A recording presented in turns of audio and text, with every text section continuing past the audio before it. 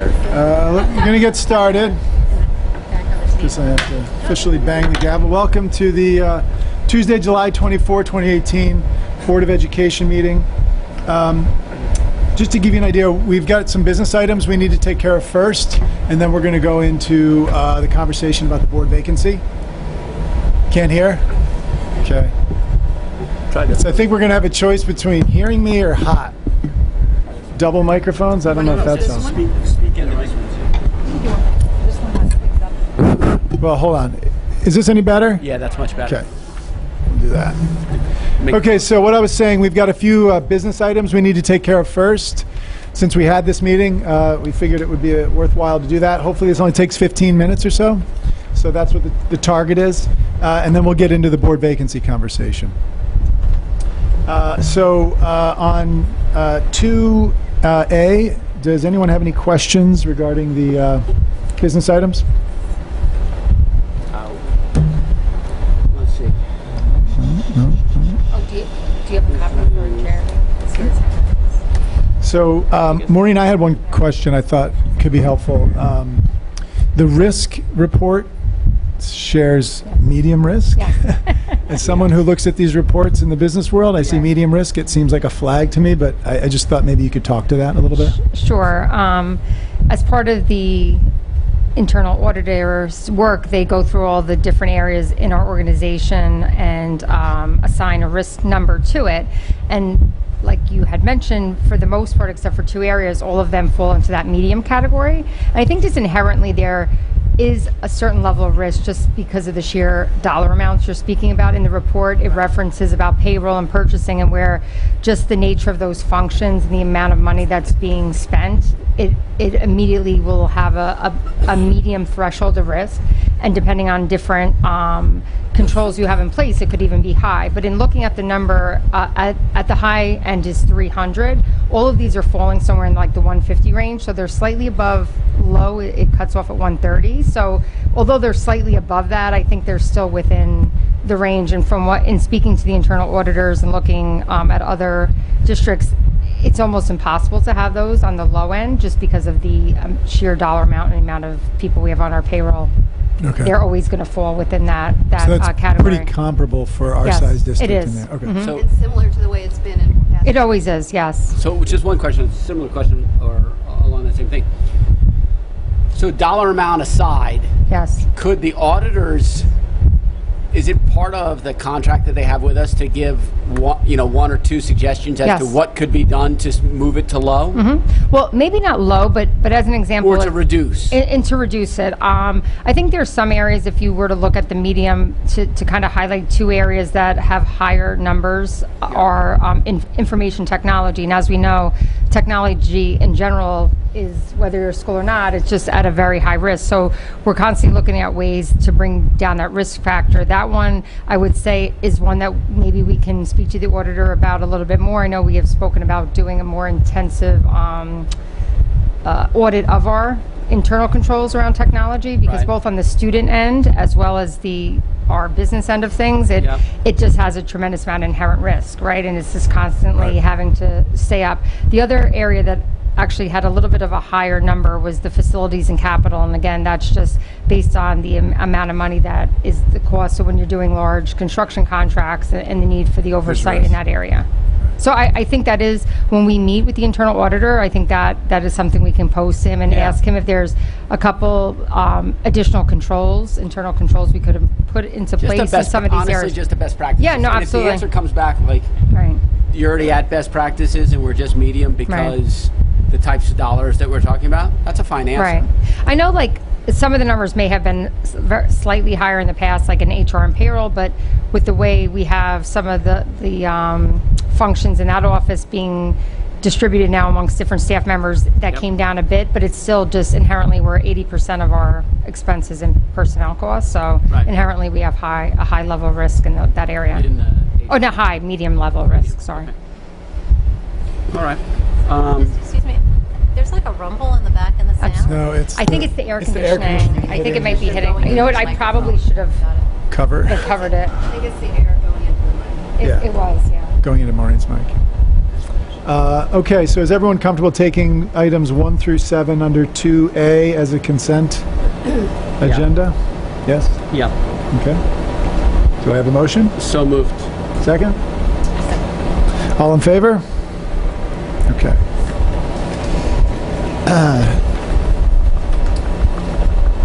3A, appointments. Anybody have any questions here under personnel? Oh, I have one question. Sorry, let me. The summer services at the rate of 52, just item number 4. Yep. What are the services? It's for children on their IEP that if they So have it's working summer. on IEPs. Yep. Got it. That's all I want to know. Because we have, yeah, okay. Because we have one staff member who's going to be on leave next year. So the person's working during the summer despite being on leave. Yes, next year. she didn't need to leave till August and Oh, okay. or so, like later Okay, in so the the school word- year. so Yes, the- so she was able to provide this Okay, as that's she's why- done in that's the why past. it- Yep. Okay, thanks. And then on number 3, the new appointment, Dr. Mitlack will be welcoming her more formally at, I guess, when we do all our The new August staff in the one. August meeting. So we'll highlight people at that point. Yeah, I wanted okay? to point that out, that I Yeah. thought it was, I was pleased to see that we had come to Yes, a decision about that position, and and that's for the it was literacy offered and specialist. she accepted. Yep. Yeah, cool. Great. Okay. Do I have a motion to approve personnel appointments 1 through 4? Do I have a second? Second. Okay, all in favor? Okay. New business, appointing the Westchester Putnam School Board Association Liaison. And that is that, There are 2 positions, one the liaison and one the advocacy liaison. It can be the same person or 2 different folks. Tim, did you do it last year? I did it last academic year. I'm happy if someone else is interested in doing that. I think the advocacy one should probably go to Lisa if you don't mind splitting that. Does it require going to meetings at that organization? That's my only concern. I'm a little maxed out. Or do you have any idea of how many meetings it involves? It was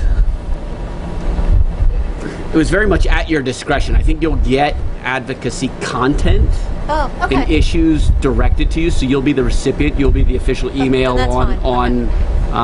sort of on their list. Okay, that's fine. I'll do the advocacy. You want to do them both then? Because there's really not much entailed. There's really yeah. Liaison. Okay, that's fine. You'll do both? can I ask just a question? Why do we have to, why does it have to be like an official appointment as opposed to like both? Yeah, well, yeah, I mean, I thought last year was just, we were at a meeting, we were talking about committees and Tim volunteered. Is it a different No, they ask you to appoint someone. appoint during a board meeting? It doesn't Okay. have to be voted on, but it's supposed to be appointed. Okay. But it's low touch, Lisa. Okay. It's very low touch. Okay. Okay. So Lisa will do that until further notice? Is that? That's right, Tim. You'll be my guy. Yeah, exactly. List me as the back. Okay. 4B, advocacy. I think Lisa had some thoughts she wanted to share. Quick thoughts? Yeah, is this good? Can everybody hear me? I just wanted to report, you all have heard of No Child Left Behind law. That's been reincarnated several times. It's now called the Every Student Succeeds Act, or ESSA. So Congress passed that, and then it is the job of our state education department to pass regulations under it. That will be how we enforce that law. So the state education department has put out regulations that they adopted on an emergency basis. That means they're short-term adoptions. That adoption is going to expire, it'll have to be readopted, and in the interim we have the opportunity to put in comments. We're not at a point, because I haven't drafted comments yet, but there was a particular issue I just wanted to say that we may have gotten off the table, which would be really good.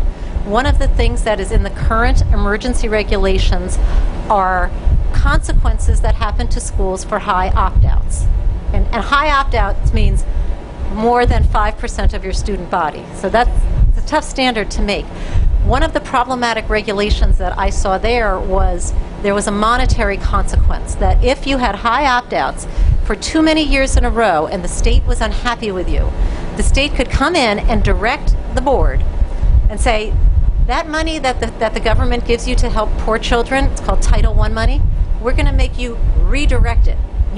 Now we're taking it away from where you're helping poor children, and we're going to make you use that to convince parents to have their children opt in. I mean, if I say it, you all realize what an incredibly poorly thought out, consequence that would be. So I shared this with somebody I know, in Albany who works in education, and she actually asked if I would have a conversation with Mary Ellen Elia, who is our state education commissioner. She's the head of education. So I had the good fortune of speaking to Commissioner Elia for about 20 minutes yesterday, and I shared my thoughts about why I thought this was very bad. And she said that we had a conversation. I said, what may I share from this? And she said, you may share that the State Education Department is now going to look closely at that provision, which my takeaway is maybe we have a good chance that at least that will be pulled, and we'll get rid of, one, monetary consequences, and two, monetary consequences that take a direct hit at our poor children. So that's what I wanted to put out. There's a lot more in that I'm in the process of digesting that I can report out later. And so what would the next step be that we would? So right now, these emergency regulations, we can put in comments. The window for those comments closes on August 17th. I'm working with another woman from New York State Allies for Public Education, because regulations are 200 pages long and they require a deep understanding of the ESSA statute, so my partner luckily is great at that. So our goal is to put together comments that we can send around, and boards like us can choose to adopt them. So it may be, if we want to do that, we may need a short emergency meeting before August 17th. It may be something we can attach to a retreat. It may be something the board decides it doesn't want to do. We won't know until we actually come up with the comments, but that's the next step. And if people want to know more about these regulations, where do they find them? There are some things written. There's not a whole lot written. I mean, I don't suggest that anybody read the 200 pages of regulations unless you That seems fair. have really a bad time going on. There might be some short, if I can find some short articles, I can send them to Janine to post on our website. I'll see what I can find. The board has an advocacy section on the website. We can post them there. Okay, I'll see if I can come up with something. I'll send them to you so people can get a little bit of a gist. Okay. Okay, so we'll wait to hear from you on a letter and how to potentially proceed. Okay, great. Thanks, Lisa. You have something? No. Yeah, it was just an appointment, no vote. Okay, so now we're going to move on to 5A, vacant seat on the board. So just to give everyone an update, we've received somewhere in the ballpark of 80 to 100 notes from community members. So some were 1 or 2 sentences, some were 2 or 3 pages.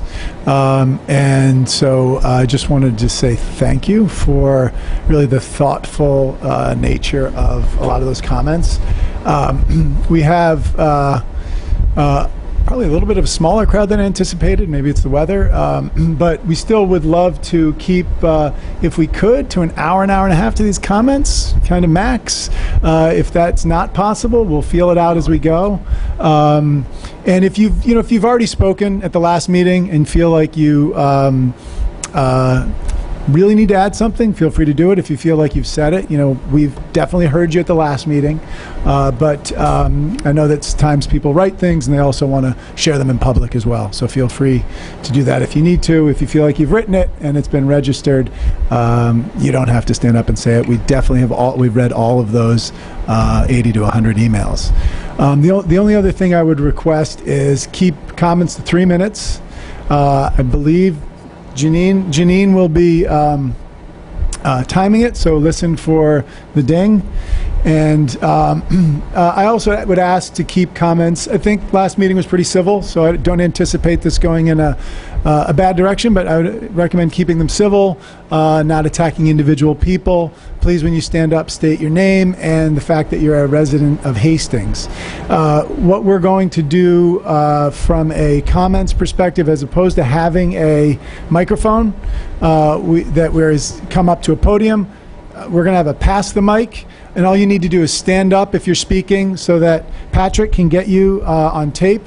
And your responsibility then is to somehow get the mic to the next person after you've spoken. So with that, we will open up the, I actually want to share one other process point. So after your comments, the board will likely be going into an executive session to have a discussion about next steps. The reason that we are going into an executive sessions, and we've got very specific language from our attorney, when an individual person comes into conversation and it has to do with an appointment in the district, that is executive session content for privacy reasons. And so the meeting will take place in executive session, most likely. What our commitment is to come back and actually share thoughts. So not just come back and say, here's what dropped out of the bottom of the funnel, but come back and actually share what we discussed and share some of our thinking. Obviously, not all of it, but as much to really share with you to make as transparent as we can what the conversation was about. We hope at the end of that to have a decision tonight on our next steps and how we move forward. So with that, I will pass it over to the community for comments.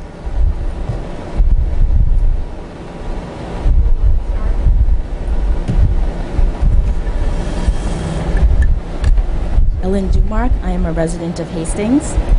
Can't really, yeah. Can you hear me? All right. Ellen Dumark. I'm a resident of Hastings. My position is that I think the board should fill the vacant board seat and should not leave it vacant. I say it because a board member's term generally starts on July 1st of any given year. I noticed that Christina Mitchell's resignation was effective June 30th. I also looked up the law because I am a lawyer. The governing law states that its school district shall have a 5, 7, or 9-member board. If you look at the Hastings policies, we've established a 7-member board. So it's my position that unless there's a compelling reason, given the length of time that this seat will be vacant, that the board should fill it.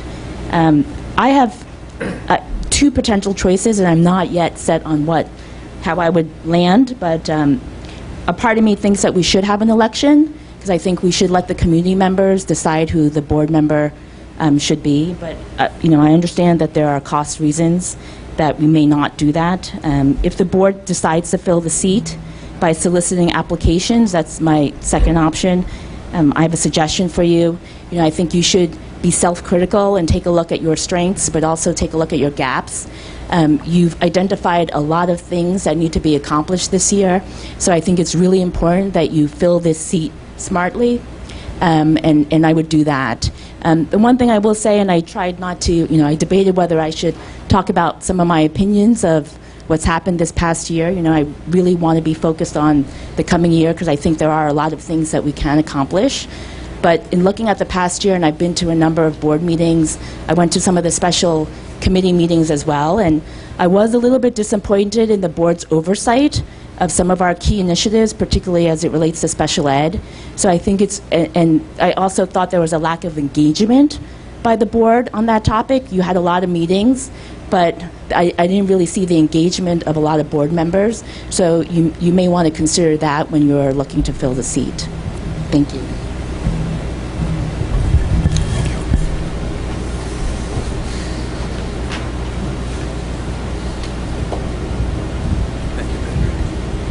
My name is Michael Holstein. I live at 74 Cliff Street, Hastings-on-Hudson, New York. I was on the school board for 12 years.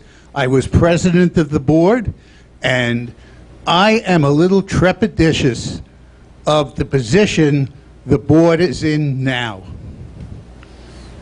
It fills me with a little bit of worry. It's almost like a rudderless ship in your record of superintendent appointments. You have a strategic action plan that you're supposed to be considering, a direction for the whole school district. You're considering the appointment of a new superintendent. You're considering a bond issue. You're considering construction in the near future. Where is this expertise coming from? I am shocked that this board hasn't reached out to BOCES, to other people in the community that have this experience already, and to use them. We're all concerned with the governance and the success of our schools. And I'm not going to make a recommendation of how you fill the board. I'm sure you have discussed this. I would hope, though, in your deliberations, you make room for having someone on the board who has experience in selecting a superintendent, going through construction issues, and also planning a strategic action plan. Thank you.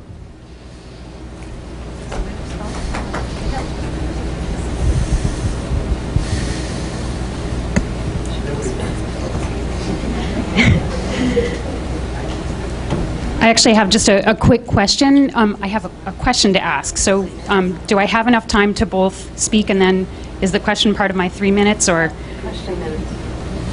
Is that all right? Well, I probably will be fast anyway.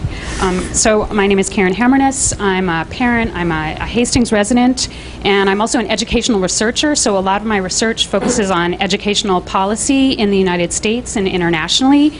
And a lot of the themes of that research focus on the coherence of policy and really focusing on precedent, on the importance of democratic decision making. And in New York City, where I work, really, I spend a lot of time. A lot of my work is with superintendents, with district administrators, with teachers. And as many of you may know, there's a real focus on representation and voice and equity. And I think here in the community right now, we have an opportunity to pay attention both to democratic decision-making and policy, as well as considerations of equity and voice and representation. And I know that the district is currently considering a number of different options, and I want to urge the board to follow what I think is a pretty clear and logical next step, which is to follow the most analogous precedent, which was, I think, in 2008, when there was a candidate who received the next greatest number of votes and was qualified and was interested in serving. And we have, I think, a very similar case here. To me, it makes the most sense. It's straightforward. It isn't going to cost a lot, and we have a strong candidate. I think it would be difficult, a more difficult decision if we didn't have a strong candidate, but the candidate has impressive qualifications. She's a teacher. She lives in the district. She has family in the district. She has a master's degree in education. Myself, as an educator, when I listened to her speak across all of the candidates, she really stood out as someone who had a strong vision, real experience as a teacher. I was quite impressed by her, and I hear a lot of teachers. I spend a lot of time with teachers, and I was quite impressed by her and her qualifications. I think we would be lucky to have her. In addition, I think her perspective as a woman of color is really important, and I think we know much from educational research that seeing people who look like yourself on a board is really important. So having women of color, having linguistic diversity on a board is really important for our community, for our students, for families, and I think that's an important piece for us to be taking into account. And I really urge the board to think about this precedent. Following precedent is what I think is probably the most clear democratic action. So I'm done with my statement. And then my question is, if you could say a little bit more. I know that you invited comments from the community. I wondered if you could summarize some of the things that came out of those comments, because I think you asked us to give our feedback. So I'm wondering if you can share a little bit about what you heard. Yeah, why don't we just hold for that a second and just keep listening. I wasn't really prepared to do a summary of it, and I have some trepidation about doing that for a variety of reasons, but let's come back to that, okay?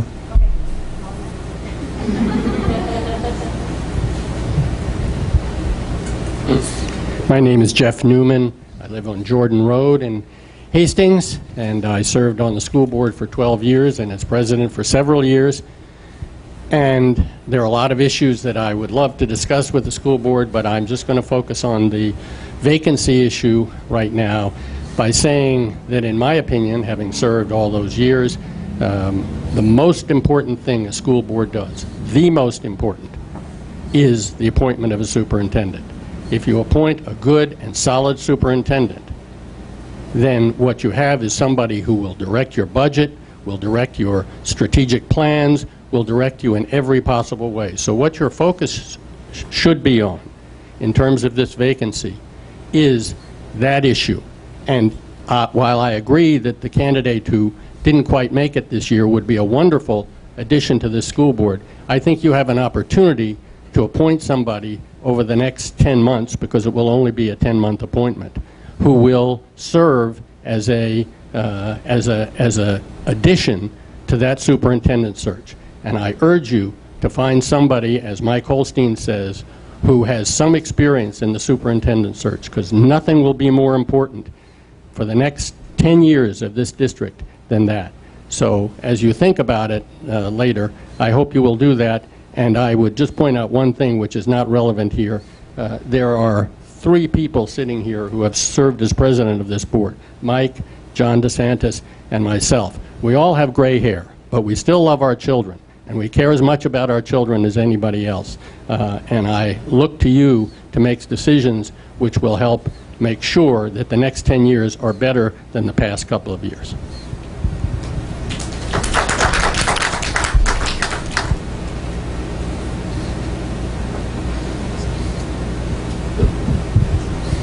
My name is John DeSantis, and I served on this board for 18 years. I live at 112 Mendham Avenue. I'm outside the district, but we're outside Hastings, but part of the school district. I presently serve on BOCES in my 20th year or something like that. So look, first, in terms of the vacancy... Hold the mic to your... Can you hold... It might not be on. Just hold it close. Just hold it close. Okay, is that better? Sorry. It's much better. Okay. With regard to the vacancy, you really don't have to appoint one. You can go another year if you want and elect it, or if you appoint the person, which is fine, that person will have to run at the next election. You can't appoint it for a 3-year term. That person will have to be voted on at the next election. With regard to the superintendency, BOCES is one of your best options, in my opinion. I'm biased, admittedly, but we have a superintendent there, Harold Coles, Dr. Harold Coles, who is excellent, highly regarded by the state. He can help guide you. Only you can make the decision, but he will help guide you in making a decision. It has to be your decision, or it will not work. And if there are problems within the board, that has to be resolved, or whoever you appoint will not last. So I don't envy you. I've been in this position, and BOCES is a heck of a lot easier to serve on.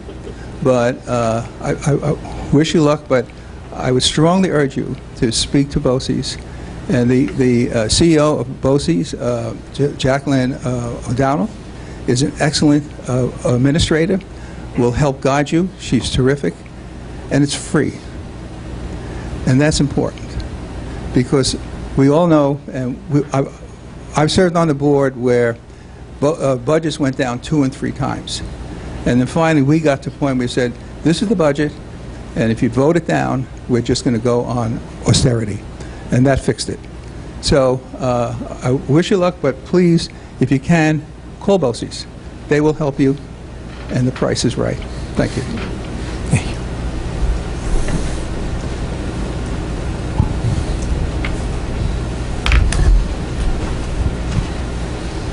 Hello, Baron Lerner from 8 Devon Way. I'll be quick. I'll echo the thoughts that, to my sense, the fact that there's a precedent for adding a board member who narrowly lost an election seems to me to be a logical precedent to follow, especially in Karen articulated this as well as I could about someone who seems qualified and motivated. It's hard to imagine saying no to such a person when we did something similar such a short period of time ago. However, I've been listening closely to the comments, and it's an interesting idea to add a 7th board member with a particular expertise in nominating superintendent. However, if we don't do that, there seems to be another option, which is to reach out to BOCES and other expertise in the community to bolster the actual superintendent choice, even if the Nanesha were to be appointed. Thank you.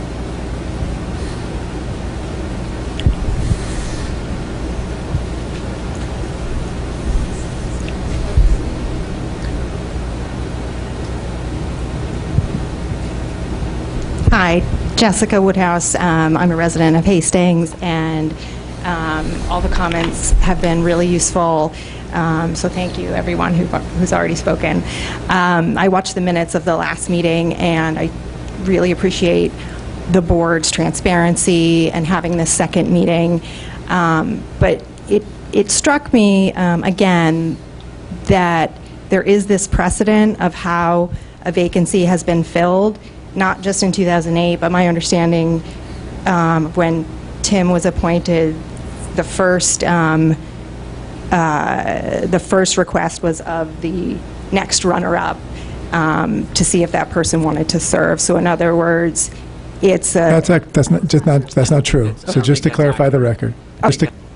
That's what I understood. In any event, we do have the precedent of at least in one time in recent history. And the reasons given at the last meeting for deviating from it, I think they were given not enough analysis, and much time was spent on how much time it would take to consider new applicants and vet them, or how much money it would take to hold an election, and not enough time on why following the precedent wouldn't be the right choice now. The reasons I heard were that the universe, or at least a lot has changed for Hastings since the last election, so we would want another vote. But I don't think that that's really as, at least to me, that doesn't strike me as dispositive here. Yes, we had a resignation of a superintendent, but it's still a kind of continuum of the same issues, I think, that the school board has been facing. Another reason given was that she received, and along with the two candidates immediately above her in the polls, far fewer votes than Jody Meyer. So she doesn't have quite as much of a mandate, but by that logic, neither do the other two people. And yet they do have a mandate. They were elected. So I didn't think that was really a reason to deviate, the fact that she had so few. The fact that it's May will be here in a blink of an eye was given as a reason when we can vote on a new person. That's true, it will be here quickly. But if we do have someone who is qualified and wants to serve, and my understanding is that it's not always the case, unlike my limited time here in Hastings, it's not always the case that these elections are contested. In fact, I'm sure there's been times where we've had to cajole and recruit people to run. If someone wants to serve, why wouldn't we leap at that? If there's more, I didn't hear it for why to deviate, and there may well be. And it may be things that are better discussed in executive session. But I just wanted to let you know what I heard, and I heard a lot of building up of what came to seem like straw man arguments for things that I think it's clear we shouldn't do, which is spend your time on vetting a whole slate of new candidates, or spend the community's time and money on another election. Thanks. Anyone else?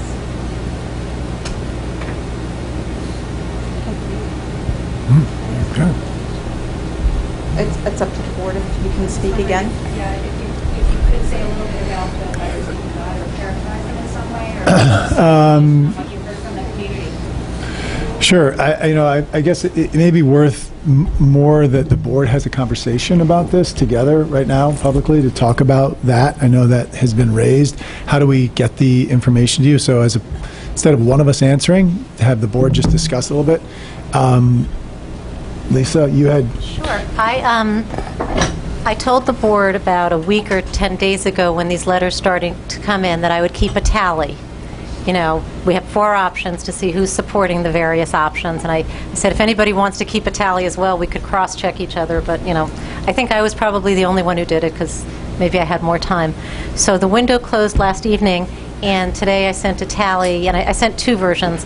One that has the 4 options and has all the names underneath so that, you know, my board mates could check it if they want, and one that just has the data, that just has the 4 options and how many people supported each one. And then I'll say at the end there were I think, as Doug said, we had 105 people respond. There were, I think, 7 that didn't fit neatly into the categories.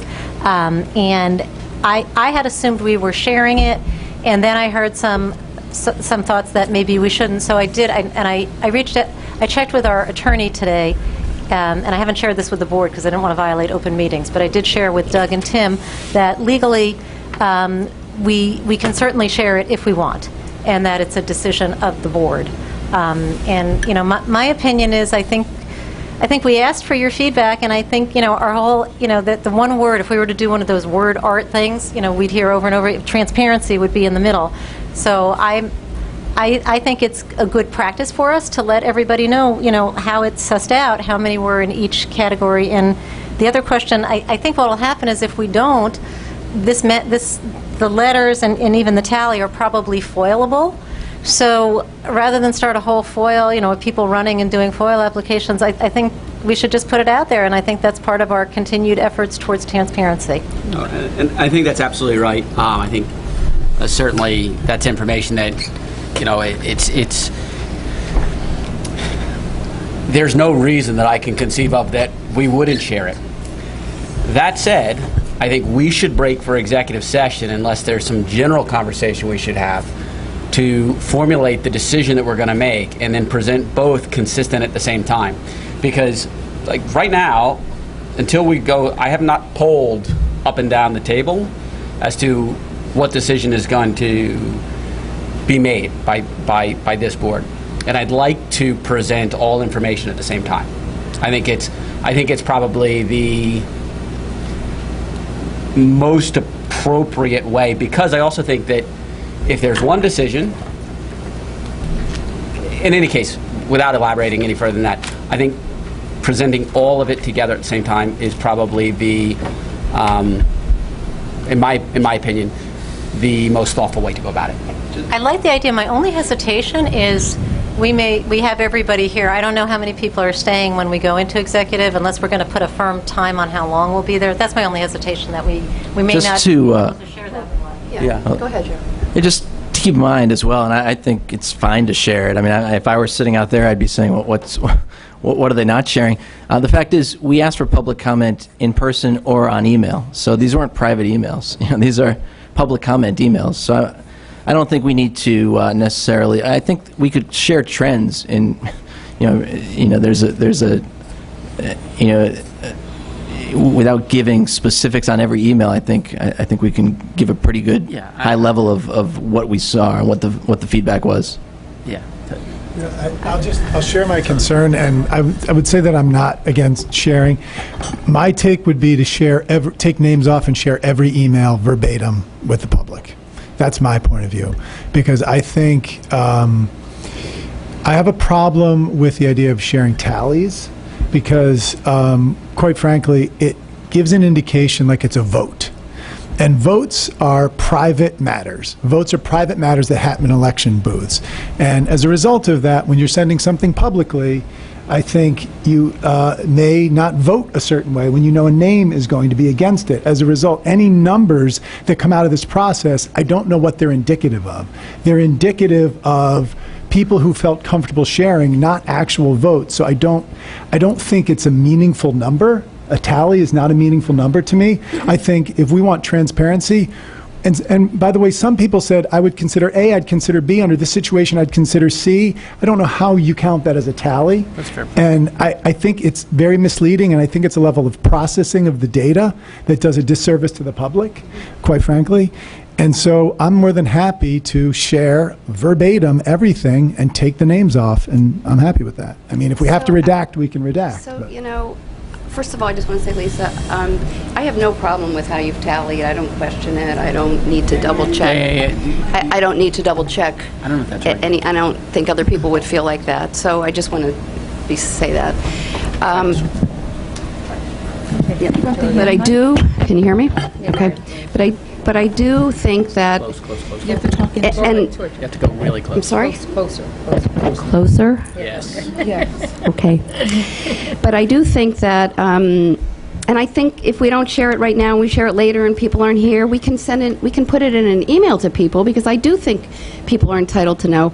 I have a little reservation about taking off people's names and sharing comments. There are many people in this audience who have sent letters, and I don't know if they sent it with the idea that it was going to be shared publicly. So I have a little, and some of those letters, even if you don't have the name, you could have ideas of who wrote the general ideas of who may have written them.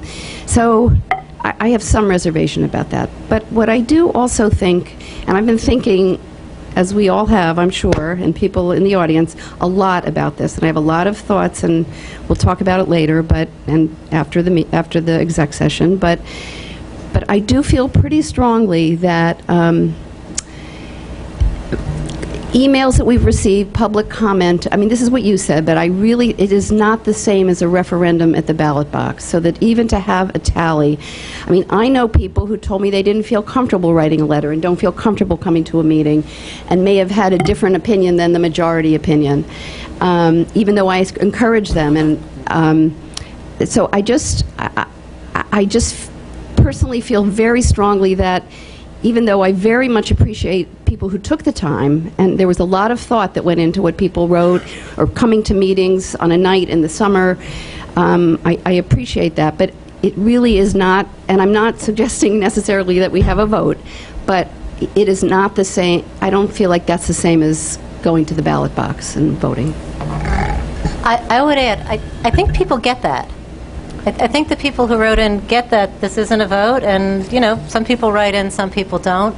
You know, if you write a letter to us, unless it's got something about your kid, for the most part, it's foilable. But some people actually wrote, I vote for option 3, I vote for option 1. There were votes. I mean, people. Well, whatever, but people know, I mean, I don't think anybody wrote a letter said I vote for option 1 that actually felt it was a vote. I give enough credit to this community that they read and they understand that we were just asking for input. I'm going to go back to what we heard back on June 12th. We need to earn your trust. And I feel that we're about to make a really big decision, and this is part of it. We asked for input. We wanted to know how the community felt. We have the data right here in front of me, and we're coming up with reasons not to, like there's a bias, or I'd rather give you 105 stack of emails. That's not helpful. I don't think that's helpful. And if anybody's thinking that when you tally, they were clear. You all read them. I mean, with the exception, and I'll say maybe 8 or 7, maybe had 2 choices. I listed those separately. The others were clear. I support option X. And that's why I gave you all the names. You all could cross-check them. You know, Jody, I thank you for, you know, respecting my work. So I just don't know what's holding us back. You know, we're going to do what we're going to do. The information's going to get out one way or another. Let's increase our transparency. I guess my point is this. Yes, I'd like to know where, as a board, through executive session, where it's going to settle. And then when the board knows where it's going to settle, present all of the information at the same time. I don't, honestly and truly, I don't think it makes a whole world of difference one way or the other. It really doesn't. It's like opening your Christmas presents at 8 a.m. or 9 a.m. It really doesn't matter. But I think for the purposes of just, you know, people's time, let us get to the real decision that we need to address, and then come back and lay everything out at once. That's how I would. But I will say, we really heard your comments. I mean, I don't want this conversation here. I think this board gets lost in process sometimes, and I think, quite frankly, it's been one of our problems over the past year. I feel like we end up majoring in minors sometimes. There are big topics, I think, that we're trying to discuss, and I can say to the board, with the public here, that we heard you. I think there was a large majority that were for the 4th vote getter. It was a large majority. I think if it was a very specific number, I don't know that that matters so much. But that's what the feel of it was. You know, there were also a variety of people in public that shared with me, I don't want to write in. Okay, for a variety of reasons, and I'm not counting them in the tally somehow. So I think it's just I think it's taking us in a weird direction to try to somehow give too much credence to this. I would say that the thrust of the comments were for appointing Nanisha Nunez to the board. That's what the thrust of the comments were about. to go into specific numbers, I don't know it's that helpful, quite frankly. And I would like to make a motion now to move into executive session, because I do. Wait, Doug, before we make a motion, can we just finish this conversation? Sure. So my question is, I do feel, like I said, I think where I have my disagreements with the board it's around transparency for the most part. So I would just put it all out there. Everybody understands the parameters. So my question is, since we can't discuss this issue in executive session because it's a public topic, where are we, is the outcome going to be, what Tim said, when we come back, are we going to announce, for option 1 it was this, for option 2 it was that? So what is our, my question is, what is our decision? So I have a point of view on that, which is the board knows what that was. So that data is in the board's conversation when we all get together. Right. It's a big variable. I don't know what the value of sharing numbers publicly right now. The public won't be in our conversation regarding what the next steps are. The board has read 80 to 100 emails, whatever the number was, and shared it. I guess I'm missing the point about why that matters. I think we've shared the idea that it was a large majority of people were for the appointment of Nanisha Nunez, and that carries weight. That carries a lot of weight. I think the reason it's important is the reason why our state has open meeting laws, because we are elected officials, and by law, people get to watch and hear how we make decisions. So let me share one. Wait, let me just finish. Okay. And I would, the way you presented it, I would make it an even stronger. I would put more adjectives. I would say it was a very, very large majority supporting Nanisha Nunez. Okay, it was a very, very large majority. I think that's going to be one big variable that we're going to talk about. But all I'm saying is, open meeting laws, the theory of our state, what we do is they get to see how the sausage is made, and they get to see everything except for the most narrow of categories, and that's why I think and it will be foiled. I think we have to. I think one of our challenges this year as a board is we're going to have to figure out how to work through some of this stuff in public, and to me, that's what this conversation is. And so, in some ways, it's a small conversation about numbers, but I think it has a bigger implication about sorry, I keep my back to it, about us working as a board, and so. Here's a perfect example in my mind of where we could go down a very technical road and have a very technical debate and lose an hour. One technical point, some of the emails were signed by a whole family, by 5 people. Those were registered as 5 votes. 5 tallies on your tally sheet. And to me, that's a little bit weird. I don't know who those people were. Doug, I have to correct you. You may not have read my tally properly. I did for each one. So, for example, next to 1, I said 5 people, 4 emails, so that you would have all the information. And the only people included there were people over the age of 18. So yes, if a family with 2 graduates, a graduate of Hastings High School certainly has a right to submit it. Anyway, I'm just correcting you. Both categories were placed there. I feel concerned that we're thinking of the messages received or the comments that we've stated in public forum as a vote.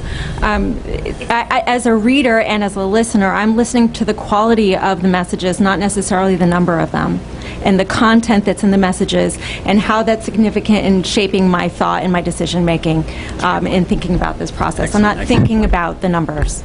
That's really a good point. I would like to hear.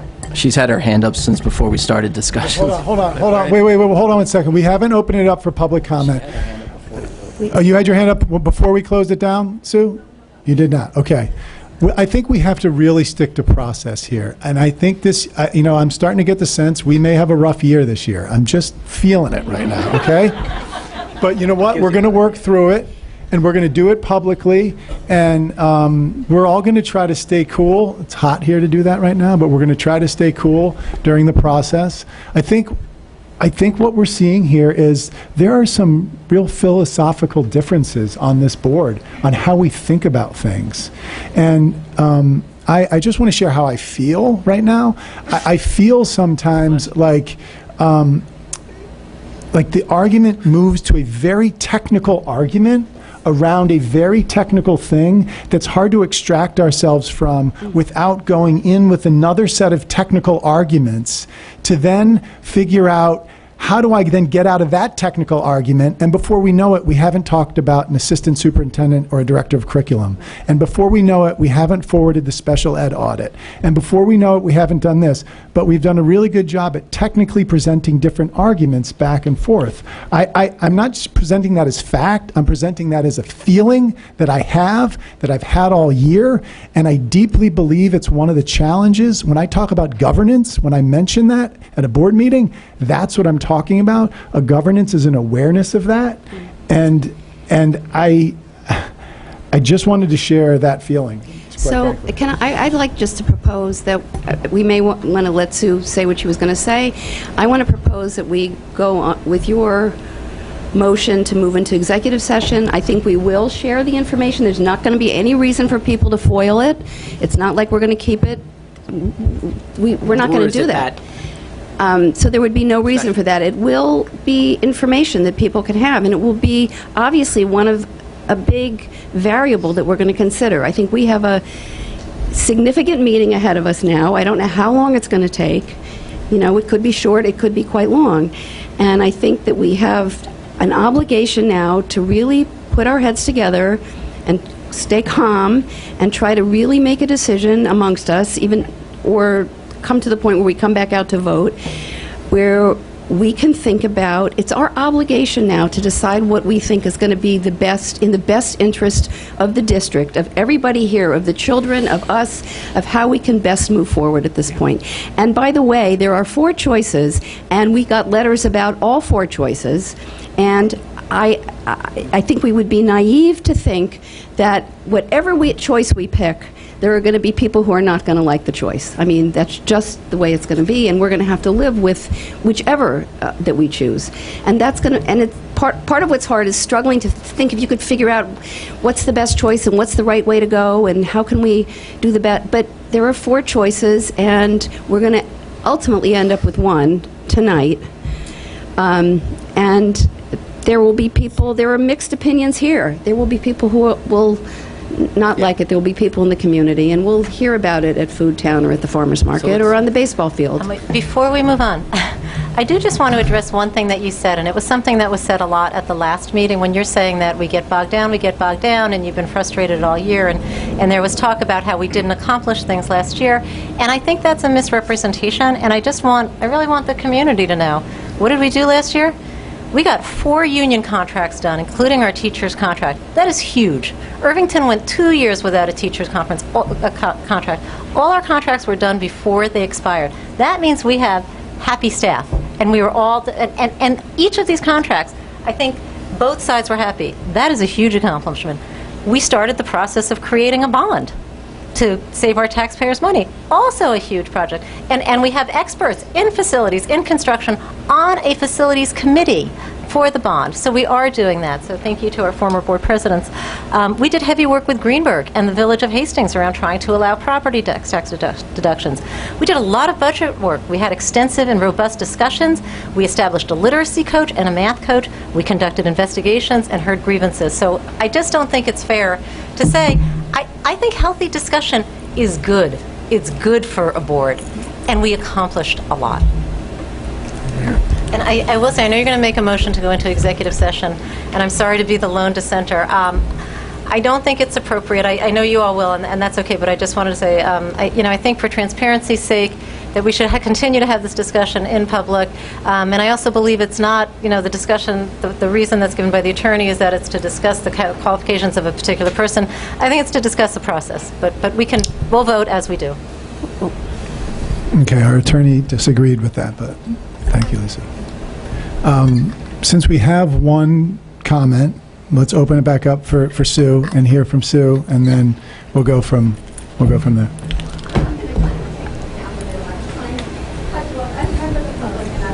Hold on. Wait a second, Sue.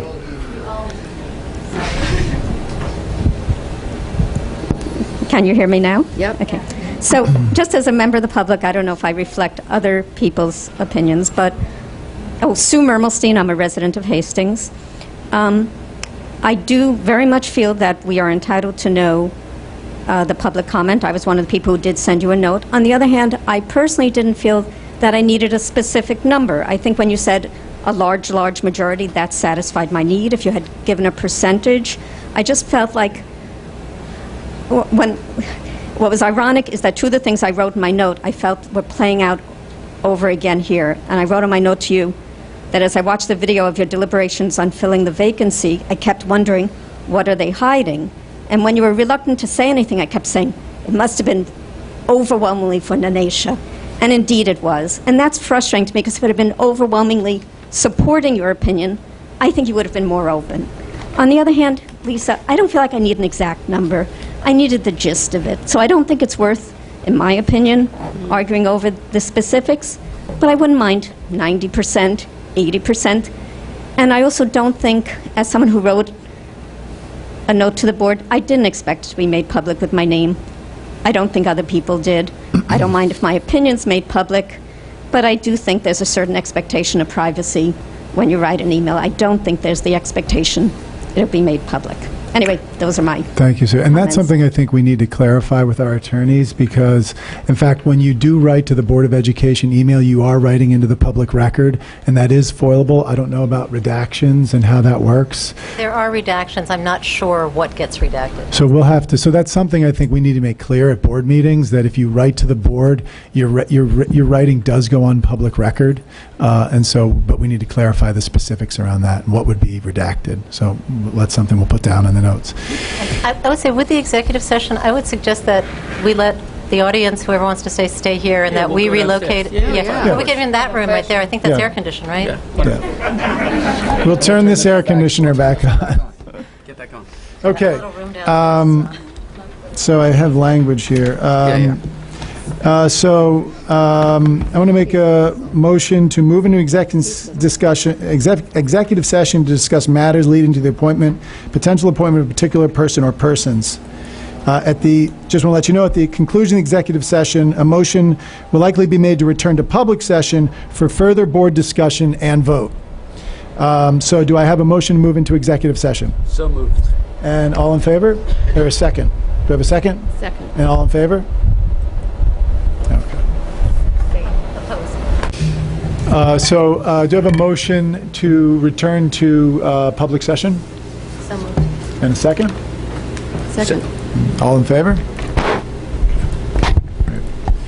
So what we want to share is how we're going to go about this right now. So we're going to take a vote right now, and after the vote, the board has requested that everyone doesn't just get up and leave. I don't think anyone's going to do that, but because board members individually want to make comments about their vote. Okay. So I want to have a vote to appoint Nanesha Nunez to the Board of Education, Hastings-on-Hudson. Do I have a motion? So moved. Do you have a second? Wait, can we go back? Who's moving that? Lisa? Oh, or Tim? Lisa can. Go ahead, please. So moved. Second. All in favor to appointing Nanesha Nunez? And all opposed? And any abstentions? Okay. Nanesha, congratulations. You're on the Board of Education.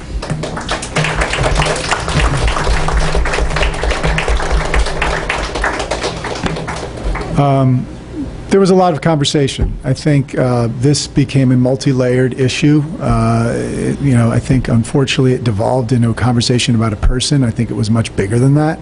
I think there was a lot going on. Board members would like an opportunity to share some of their thinking at this point. So with that, I'll let any board member take it away. I'll go ahead and start. I just wrote down some thoughts in the form of a letter.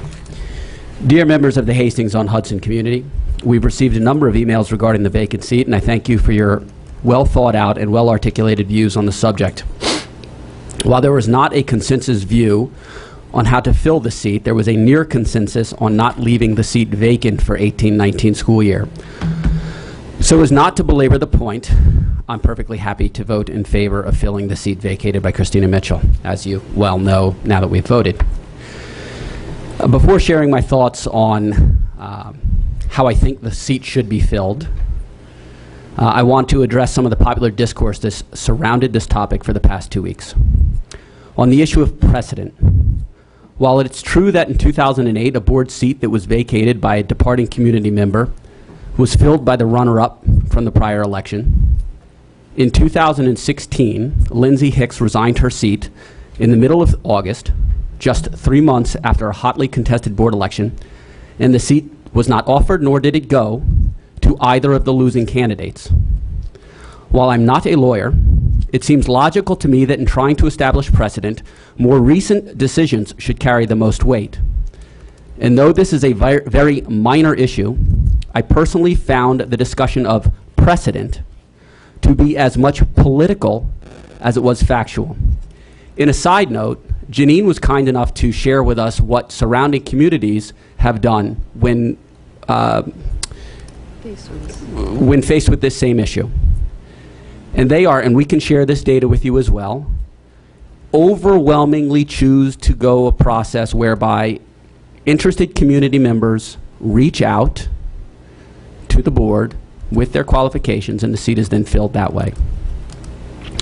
A second point I'd like to make is in response to the suggestion that my preference for not filling the seat was intended to maintain a clubby atmosphere on the Board of Education, which we can all agree, for those that have been coming to these meetings, doesn't exist, or to prevent an underrepresented minority from fully participating in the operation of our schools, which was suggested. I want to be very clear that my view on leaving the seat unfilled was driven by a desire to work on and improve the board's operating model and effectiveness, and no other factors. Now, with respect to filling the seat, we're in, as you can tell, a difficult position. The process that was used when I filled the seat vacated by Lindsay Hicks, while not democratic, was at least transparent.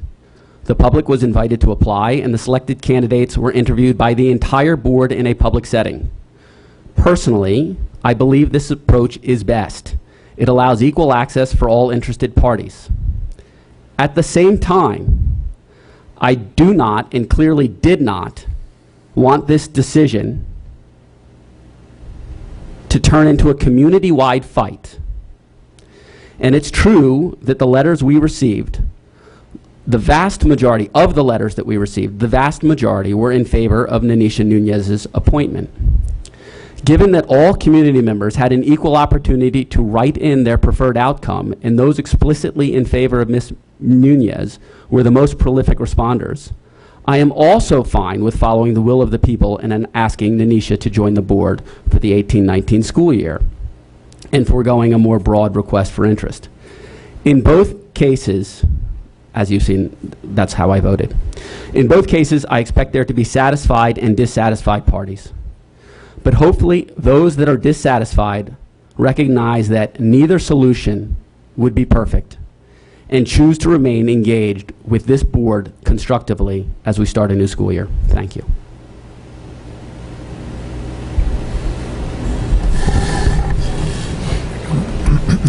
You're a hard act to follow. I did write a few things as I thought about this today. But again, I want to go back and thank everyone for coming, for participating, and communicating to us in a way that we took very seriously, I think, people's comments about the best way to proceed. And that said, I do have to say again that I don't believe that a tally of comments or emails, to me, that is not the same. It's not equal to a referendum at the ballot box. So that was a variable that I took some issue with. But I also want to say that I also initially said that I didn't think the seat should be filled, and it became very clear to me after the last meeting that we should fill the seat and that we were going to have to waffle our way through the best way to do that. And I want to be very clear, and I want to say this directly to you, Nanisha, both welcome to the board. And my vote no was in no way about you as a person, because I think you will be a very useful, qualified addition to the board. So this is, my vote no was not no to Nanisha. It was no to the process. And what I think is that I think as a board, it was our obligation, and it really that we had to do our due diligence at this point when, yes, the landscape has changed, yes, things are very different than they were when people decided to run and had to have a petition in by April. It's a very different time, and I don't think we know who all the interested people might be at this time. And had we gone that route, I would have hoped that Nanisha had put her name in, and she might have been the person who we selected, very possibly. But I just felt that as a board, it was our obligation to the community to open it up to an application process. I did not think we should have a vote and spend the money. That was not something I would have voted for.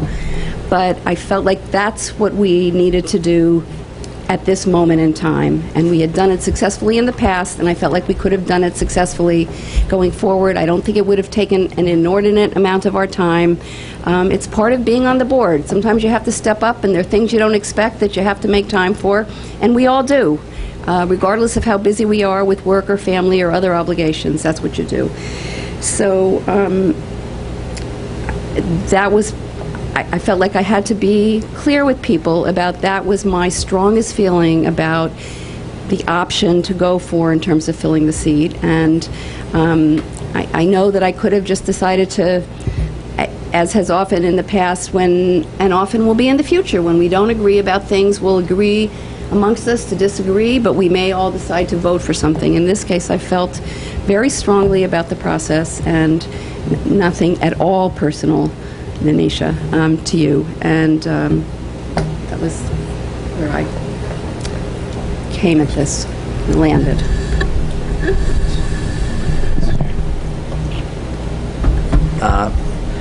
Yeah, I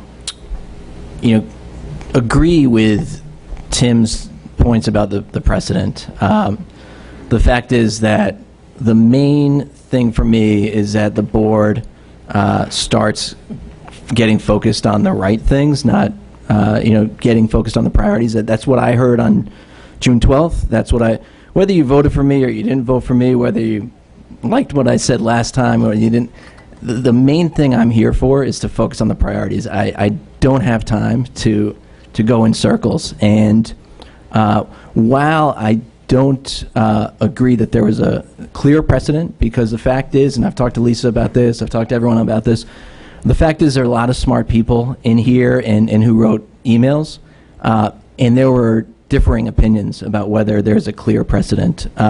What it shined a light on for me is that we probably need to tighten up the policy about what we do in these situations. It would have been great if I could have said, because when I first heard about it, I asked, hey, are we going to just do it the way we did it with Tim? And they said, well, no, there's this other way that we did it in 2008. And I said, well, why did they come up with that decision? Why was it different? And I started thinking about, well, in any other election, think about if Donald Trump, as much as people would have loved for something to happen to Donald Trump after the 2016 election, Hillary Clinton would not become president. It wouldn't have gone to the person who didn't get the most votes. If a senator dies tomorrow, it doesn't go to the person who lost the election. It goes to the governor chooses. No other candidacy besides school boards have I seen something like that that happen. So. And I see some shaking heads of what's he talking about? Where's he going with this?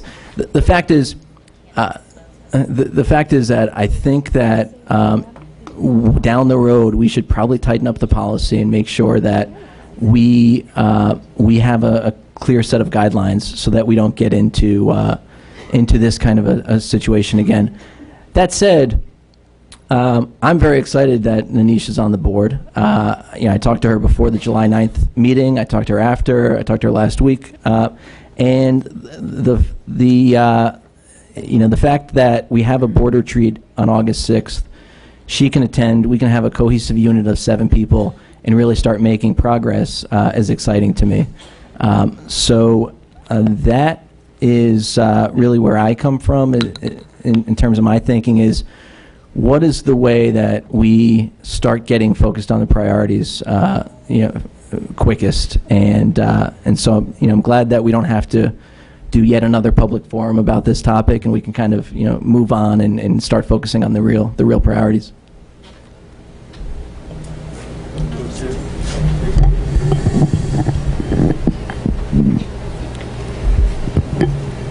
I also wrote some thoughts down. Thank you to all who are here and who wrote emails for your thoughts on this issue. I was sworn in just 15 days ago to serve as the trustee to the Board of Education. I'm grateful for each of the 440 votes and was humbled to be part of a democratic process, to have the responsibility to collaboratively work on the vision, goals, and policies for the public schools in Hastings.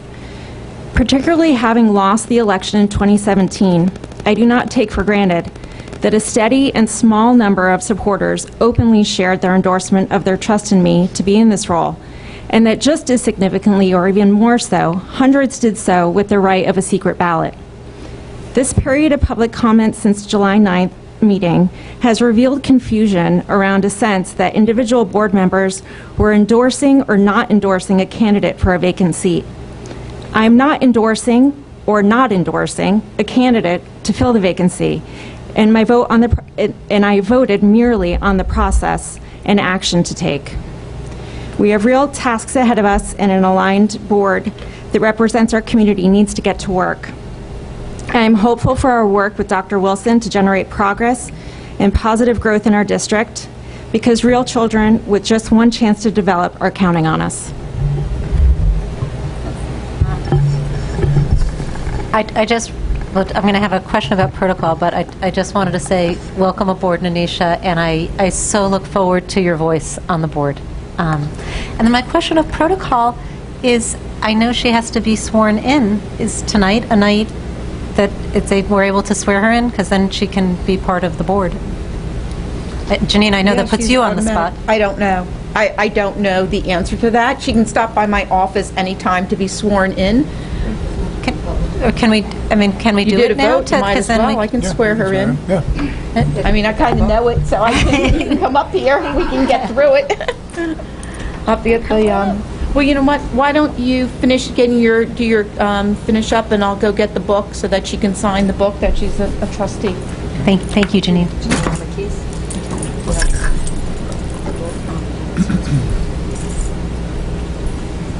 Oh, no, that was... That was your comment, okay.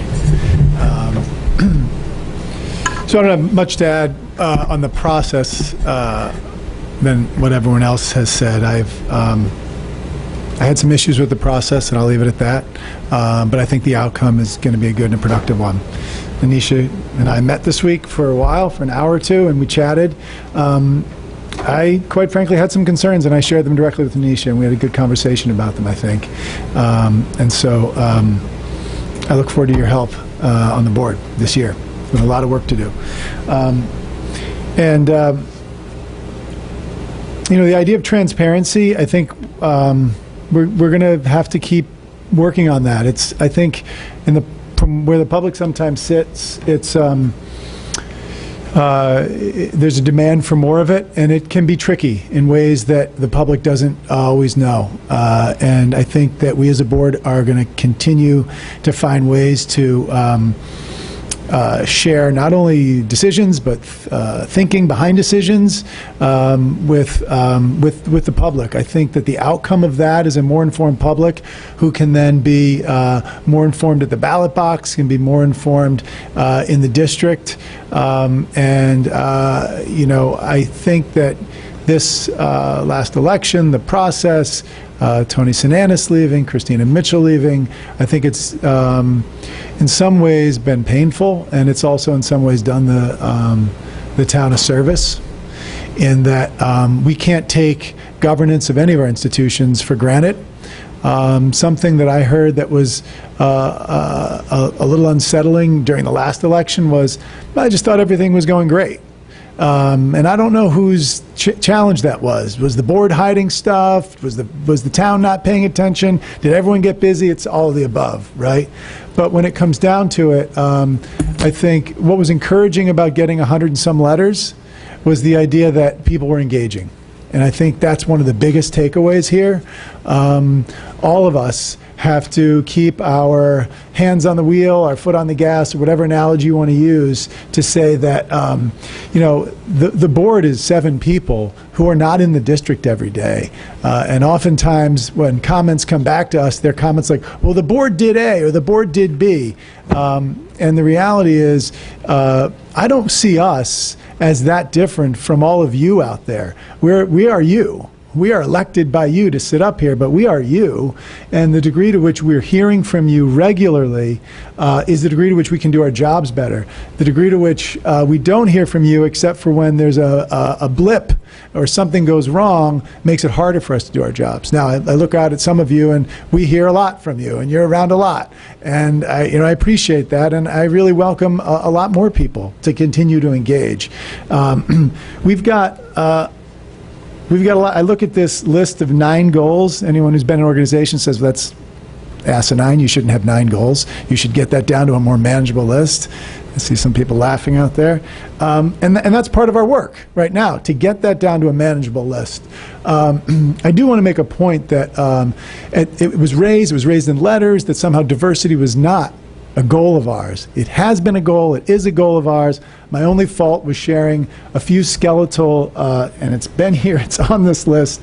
But we have to do better on a variety of goals, and that's one of them. And we've got to, as a community, come together. We've got to, as a board, come together, I think, to prioritize, right? The biggest thing is prioritization. I think there are going to be times when the town is not happy with how we prioritize. We have to be okay with that as a board.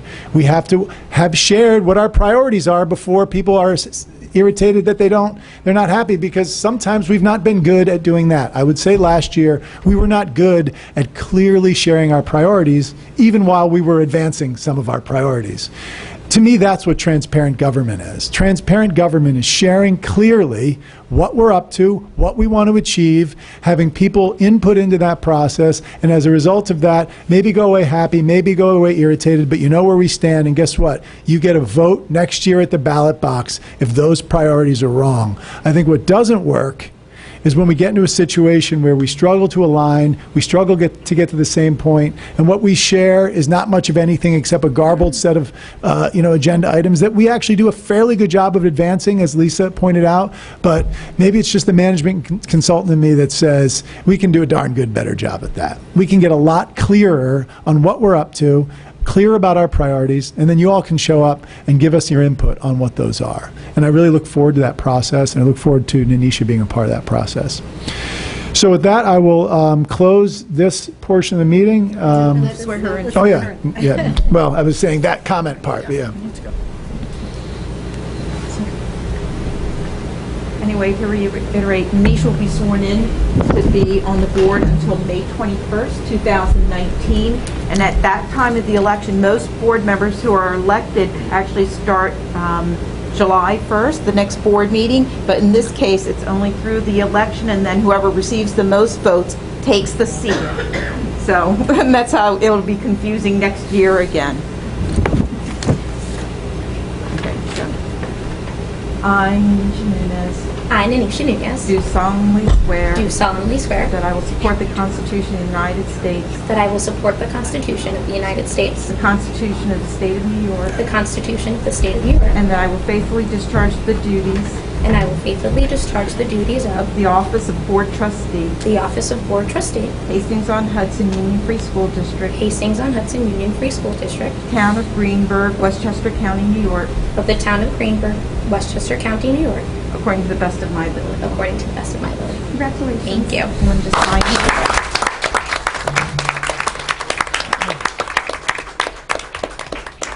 Welcome, Nanisha. Thank you. I think that wraps it up. So with that, a motion to adjourn? Second? Second. All in favor?